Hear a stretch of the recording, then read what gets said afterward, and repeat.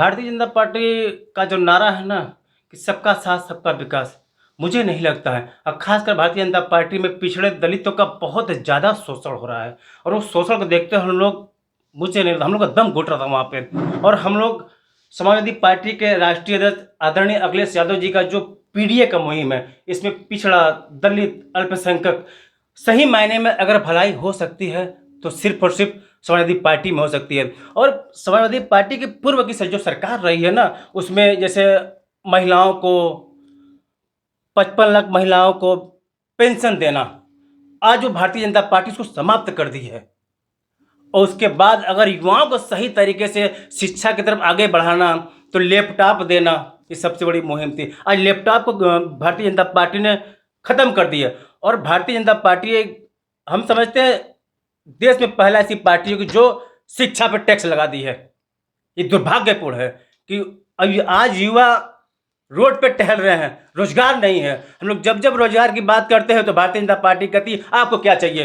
अरे एक दीपक साहनी को ना दो, आप सिर्फ रोजगार दो। और रोजगार आप साहनी समाज से आते हैं, आपके नेता हैं संजय निषाद। संजय निषाद कहते हैं कि हम अपने समाज की बातें करते हैं। क्या आपको लगता है कि वो अपने हक और अधिकार दिलाने में फेल हैं? संजय निषाद भारतीय जनता पार्टी के पेंडुलम बन चुके हैं। अगर जब जब उनको कुछ चाहिए तो लैलीपॉप, आरक्षण आरक्षण आरक्षण। वो सिर्फ और सिर्फ अपने बीजेपी से एमएलसी, बीजेपी से मंत्री बन बैठे हैं। समाज के नाम, बस समाज को लेकर आरक्षण के नाम पे वहां धोखा देते हैं। अब क्या लगता है कि समाजवादी पार्टी में आप आए हैं, क्या आपकी नैया पार लगा पाएगी समाजवादी पार्टी? बिल्कुल, समाजवादी पार्टी की देन थी कि प्रवीण निषाद पहली बार 2018 में सांसद बने, वो समाजवादी पार्टी की देन थी।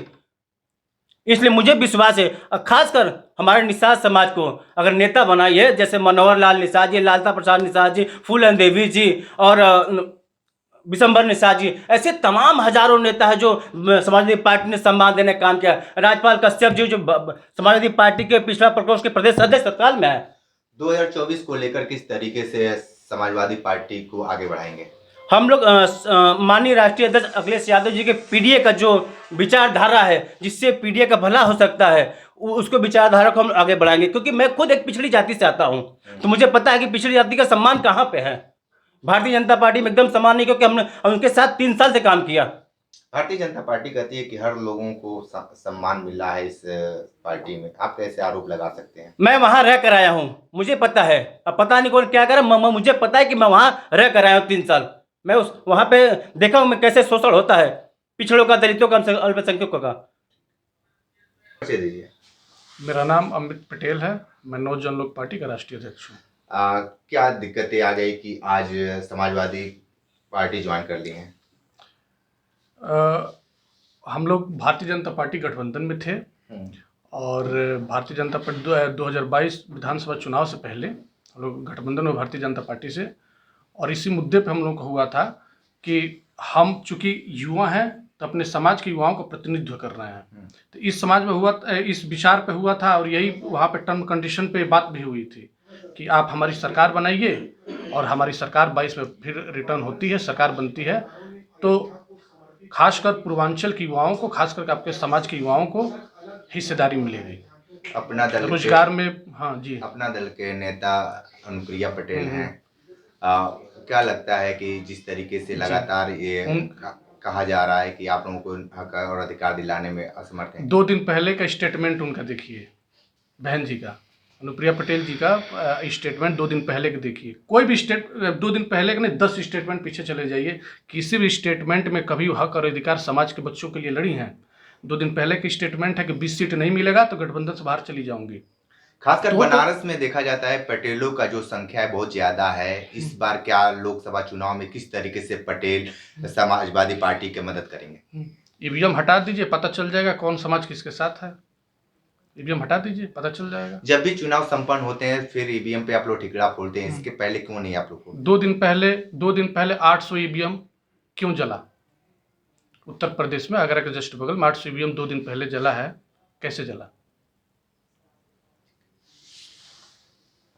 राष्ट्रीय गौरव पार्टी के राष्ट्रीय अध्यक्ष श्याम नारायण राजभर और विशाल। आप राजभर समाज से आते हैं। राजभरों के कद्दावर नेता अनिल राजभर हैं, ओम प्रकाश राजभर हैं, और एक तरफ से जागो राजभर जागो हक और अधिकार दिलाने की बात करते हैं। आपको क्या लगता है कि भारतीय जनता पार्टी छोड़ने के बाद समाजवादी पार्टी राजभरों को हक और अधिकार दिलाएगी? जी, आपने बहुत बढ़िया प्रश्न पूछा। देखिए, सबसे बड़ी बात ये, जितने राजभर के नेता हैं वहाँ पे ना, वहाँ पे रहने का कोई मतलब नहीं है, क्योंकि हम भी उस पार्टी का हिस्सा थे और हम भी कुछ न कुछ उम्मीद लेकर हम लोग उसमें सटे हुए थे। इसलिए कि हमारे समाज को एक नई दिशा मिले, चूँकि सबसे गरीब स्तर का अगर कोई समाज में अभी देखा जाए तो राजभर है। और राजभर को वोट अगर बीजेपी को देकर जिताने का काम किए थे 2014-17 में सारे, तो राजभर के गठबंधन से हुआ था। तो हम लोग भी उसमें बढ़ चढ़ के हिस्सा लिए थे कि हमारे समाज को एक अलग सरकार बनेगी बीजेपी के, तो हमारे समाज को एक अलग दिशा में ले जाने का काम करेंगे, हमारे समाज विकास में आएगी। चूँकि मैंने देखा कि कुछ लोगों को मंत्री पद दे दिया गया, कुछ लोगों को जोड़कर उसमें रख दिया गया और कोई भी ऐसा कार्य नहीं जो समाज के प्रति किया जाए। और ओम प्रकाश राजभर जी का जब चुनाव आता है, चूँकि मैं नाम किसी का नहीं लेता हूँ, जब वो चुनाव आता है तो उनको एक चीज़ आरक्षण याद आता है। जिस तरह से आरक्षण के बारे में बात हुई, आरक्षण को दिलवाने का, चूँकि वो कोई बात नहीं, वो मुद्दा ही नहीं है। बस हम भी जानते हैं कि आरक्षण अभी नहीं मिल सकता है। आरक्षण अगर मिलता तो राजभर समुदाय के किसी एक व्यक्ति से मांग, अब 17 पिछड़े में पूरी 17 जाति आती है, वो पूरे 17 जातियों को कह रहे हैं कि आरक्षण दिलवाइए, कहीं असंभव है बताइए? ओम प्रकाश राजभर भारतीय जनता पार्टी से 3 सीटें मांग रहे हैं। आप बता सकते हैं कि वो सीट 3 किसके किसके लिए मांग रहे हैं? वो तो परिवारवादी की राजनीति करते हैं और चूंकि अपने परिवार के अभी अपने लड़के 2 लड़के हैं, वो मंत्री पद के लिए अभी कुछ दिन पहले माननीय मुख्यमंत्री जी से मिले हुए हैं और उसमें दिखाए उनके लड़के अरविंद जी लिखे हैं कि हम लोग आरक्षण के लेकर माननीय मुख्यमंत्री जी से बात कर रहे हैं। मैंने ये कहा कि फाइल कहाँ दिखाइए, फाइल पे चर्चा होनी चाहिए, माननीय मुख्यमंत्री जी को फाइल दिखाना चाहिए ना, बताना चाहिए ना कि ये फाइल पड़ जाए। मैं जानता हूँ, मैं हमको भी अंदर से कहीं से ना कहीं से, चूंकि हम भी उस पार्टी का हिस्सा रह चुके हैं, तो हमको खबर मिली है कि ये अपनी सीटों को, अपने लड़कों को लोकसभा की सीट के मांगने के लिए गए थे और ये कहने गए थे कि हम तो चुनाव में दारा सिंह के साथ थे और हम लोग घोषी हार गए हैं, तो इसके बाद हम लोग को मंत्री कब बनाया जाएगा, इसके लिए वो गए हैं और ना कि समाज के लिए कोई भी भला नहीं कर सकते हैं। अनिल राजभर जी समाज में भलो, वहाँ पे पार्टी के हिस्सा बन के मंत्री हैं और शिवपुर विधानसभा से वो विधायक भी हैं और शिवपुर विधानसभा में हमारे भी कार्यकर्ता हैं, हमारे भी लोग हैं। माननीय मंत्री जी भी यहीं पे हैं, शिवपुर से भी चुनाव लड़े थे। तो मैंने देखा है कि राजभरों का कितना विकास हुआ है, कितना विकास कर सकते। राष्ट्रीय गौरव पार्टी एक ऐसी पार्टी है और ये सपा और पीडीए के समक्ष हम लोग आकर माननीय अखिलेश यादव जी से बात विचार किए हैं कि आरक्षण अगर सरकार बनती है तो हम आरक्षण राजभरों को दिलाने का काम करेंगे और उनका हक दिलाने का काम करेंगे। ये राष्ट्रीय गौरव पार्टी और विशाल राजभर ये तय करके आए हुए हैं। जी, आपके संरक्षण में 3 पार्टी के राष्ट्रीय अध्यक्ष हैं और समाजवादी पार्टी ज्वाइन कर ली हैं, इसको आप क्या मानते हैं? देखिए, नौजवानों का समय है और आज भारतीय जनता पार्टी के समय में नौजवान भटका हुआ महसूस कर रहा है, उसको बरगलाया जा रहा है। न उसे रोजगार प्राप्त है, न उसके विकास के संदर्भ में, न ही उसको कोई रोजी रोटी के संदर्भ में इस सरकार के द्वारा कोई कार्यक्रम नहीं चलाया जा रहा है। ये तीनों नौजवान हमारे बहुत पुराने साथी हैं और मैं जानता हूँ इन तीनों को। ये लोग समाज के लिए और अपने गांव गिराव के लोगों के लिए उनकी कठिनाई में सदैव खड़े रहते हैं और समाज के उत्थान में हमेशा कार्य करते रहते हैं। हमारी इनकी वार्ता हुई, ये बड़े दुखी थे और इन्होंने कहा कि हम लोग जिस आशा और विश्वास के साथ भारतीय जनता पार्टी ज्वाइन किए थे और वहाँ गए थे, उनको समर्थन दिया था, अब मुझे लगता है कि भारतीय जनता पार्टी में हम लोगों को ठगा जा रहा है।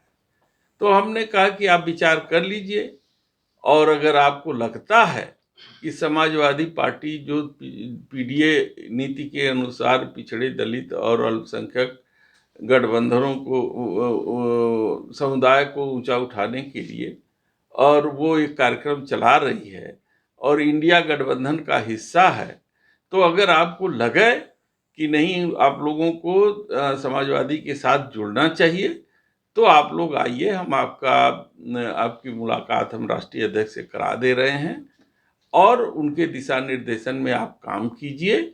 निश्चित रूप से जानिए कि पिछड़े, दलित और कमज़ोर तबके के लोगों का हित समाजवादी में ही सुनिश्चित है और हमारी बात को मान करके ये लोग आगे बढ़ रहे हैं। हम इनका स्वागत कर रहे हैं और इनको शुभकामना देते हैं कि इनकी मेहनत रंग लाए और इनकी मेहनत से सरकार भी बने।